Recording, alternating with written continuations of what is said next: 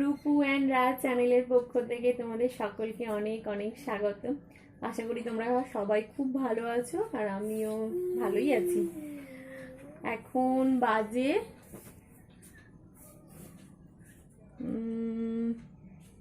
4টে বাজতে 5 মিনিট বাকি, আর এখন থেকে আমি আমার ব্লগটা স্টার্ট করছি। আজকে অনেক দেরিতে এসেছি তোমাদের কাছে, সব কাজ মিটিয়ে একদম উপরে চলে এসেছি। আজকে তোমাদেরকে একটা জিনিস দেখাবো। আমার সাংসারিক জীবনের বাইরেও একটা জগৎ আছে, সেই জগৎটার সাথেই তোমাদের পরিচয় করাবো। আর ওই জগৎটাকে সত্যিই আমি খুব ভালোবাসি। 8 বছর বয়স থেকে শুরু হয়েছিল, আর 2005 সাল নাগাদ সেটা বন্ধ হয়ে যায়। তারপর থেকে 13 বছর তার সঙ্গে আর কোনো রকম যোগাযোগ ছিল না সেই জগতের সাথে। রিসেন্ট এই 2017 নভেম্বর থেকে সম্ভবত আবার সেই জগৎটাতে চলে গেছি। তোমরা হয়তো ভাবছো কি পাগল পাগল কথাবার্তা বলছে, কি জগৎ না জগৎ। ঠিক আছে, চলো তোমাদের আগে একটু দেখিয়ে নিই।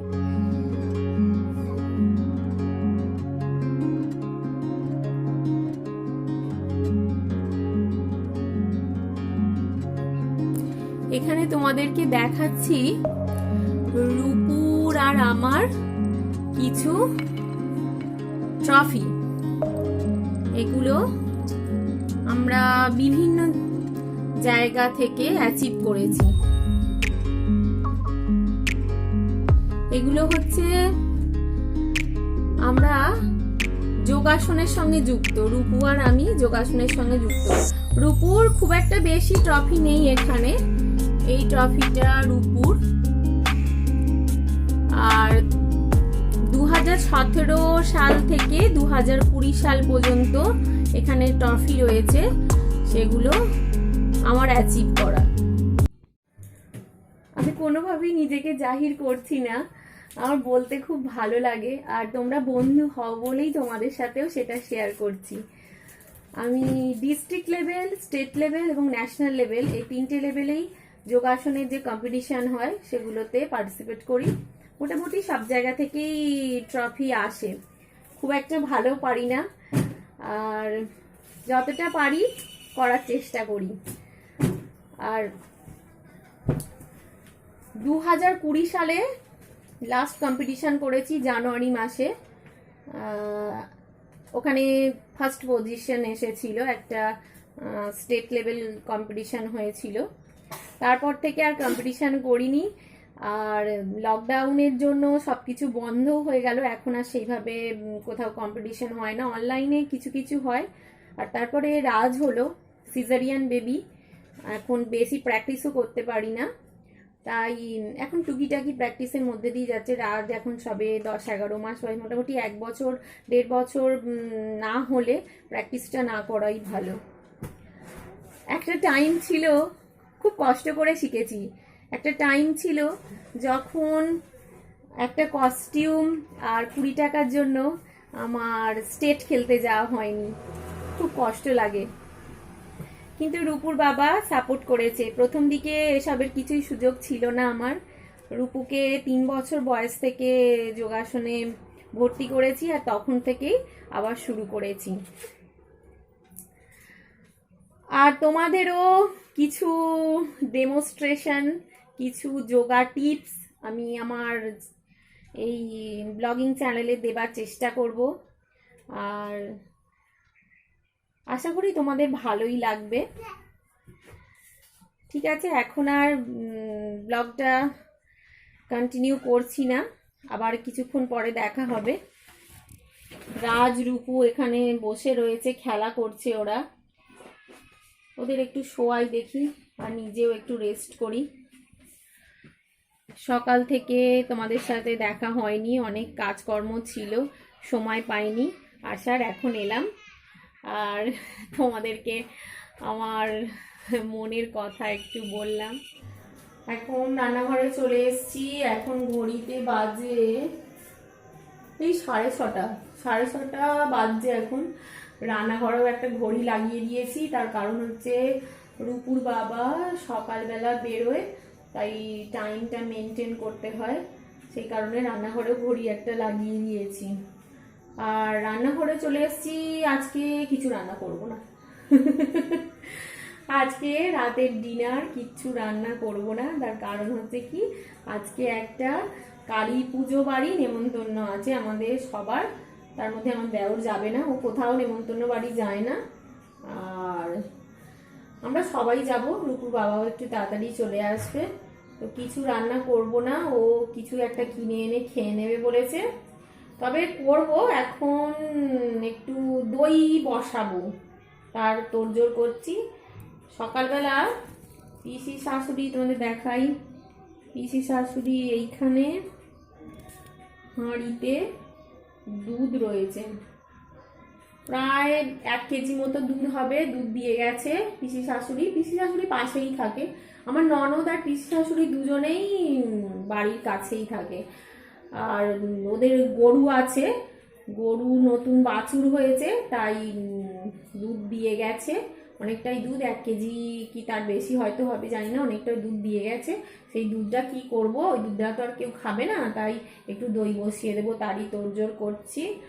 আর এইখানে কিছু মুদিখানার জিনিস এনেছে, আরও আছে, এখানে ময়দাটাই রয়েছে। আর এই দইটা বসানোর জন্য এখানে দই এনেছে, মিষ্টি দই, বাতাসা আর চিনি। বাতাসাটা এই কারণেই দেবো, একটু লাল লাল কালার হবে, আর দেখতেও বেশ ভালো লাগবে, সেন্টটাও ভালো হবে, সেই জন্য বাতাসা দিয়ে দই বসাবো। দই বসানোর প্রসেসটা হয়তো তোমাদের দেখাতে পারছি না, দইটা বসিয়ে নিয়ে তোমাদের দেখাবো। আর এখন আর কিছু করব না, ওই দইটাই শুধু বসাবো। তারপর দেখি কালী পুজো বাড়ি, যে পাড়াতেই কালী পুজো বাড়ি, বেশি দূরে না, কালী পুজো বাড়িটাতে গিয়ে তোমাদের সাথে যতটা পারবো শেয়ার করব। এখন কালী পুজো বাড়ি যাওয়ার জন্য রেডি হয়ে গেছি। এরকম একটা শাড়ি পরে নিয়েছি, বেশ পুজো পুজো ভাব লাগছে। এখানে রাজের বাবা, রূপু সবার সাজগোজ হয়ে গেছে, এই যে সবার সাজগোজ হয়ে গেছে, সবাই রেডি হয়ে গেছে। রাজের বাবা আজকে কত সাজগোজ করেছে, ফটোশুট হচ্ছে। রূপু একদম চাইনিজ সেজে নিয়েছে, আর এদিকে বিছানার হাল খুবই খারাপ। তাহলে চলো কালী পুজো বাড়িতে ঘুরে আসি।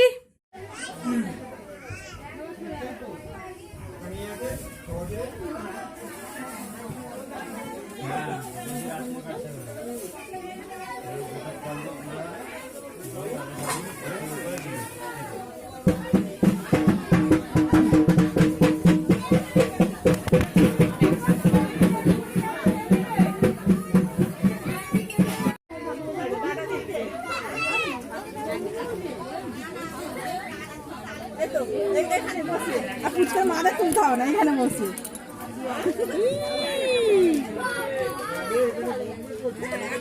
ঠাকুর দেখেছো? হ্যাঁ, ঠাকুর দেখোনি?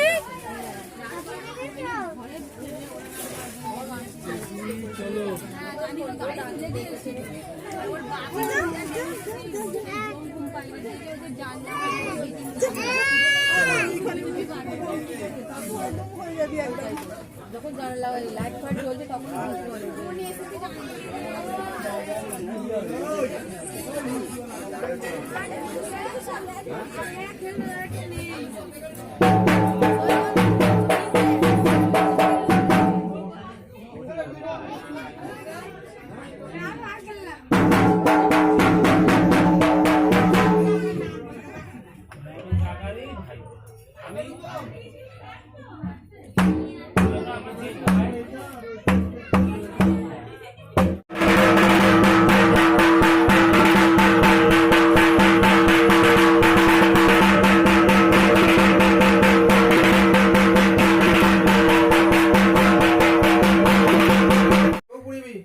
কালী পুজো বাড়ি থেকে চলে এসেছি।